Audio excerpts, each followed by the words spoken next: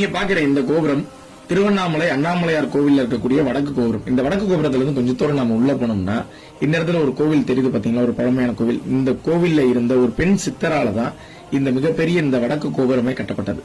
இந்த கோவில்ல யார் இருந்தா அப்படின்னு நம்ம பார்க்கும்போது இந்த வடக்கு கோபுரத்தை யாசகம் பெற்று இந்த கோபுரத்தை கட்டின அம்மணி அம்மாள் அப்படின்ற பெண் சித்தர் இருந்த கோவில் தான் இந்த கோவில். ஆனா இந்த கோவிலுடைய தற்போதைய நிலைமையை நீங்களே பாருங்க.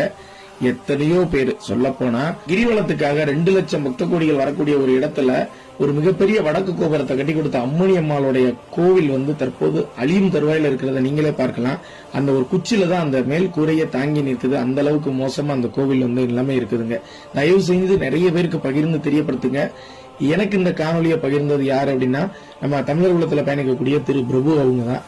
காணொலியை முடிந்த அளவு பகிர்ந்து தெரியப்படுத்துங்க. ஏன்னா கிட்டத்தட்ட ஒரு மிகப்பெரிய வடக்கு கோபுரத்தை யாசகம் பெற்றே கட்டி கொடுத்த அம்மணி அம்மாளுக்கு நாம ஒரு திருத்தொண்டு செய்யணும்ல, அது இந்த காணொலியை ஷேர் பண்றதா இருக்கட்டும். நம்ம ஷேர் பண்ணும் பட்சத்துல இது அரசாங்க பார்வையில விழுந்து இந்த கோவில் ஒரு நல்ல நிலைமைக்கு வருங்க. தயவு செஞ்சு காணொலியை ஷேர் பண்ணுங்க. இதுதான் அம்மணி அம்மாளுக்கு நாம செய்யற ஒரு நன்றி கடன் அப்படின்னு நம்ம நினைச்சுக்கலாம். அதனால முடிந்த அளவு காணொலியை பகிர்ந்து தெரியப்படுத்துங்க.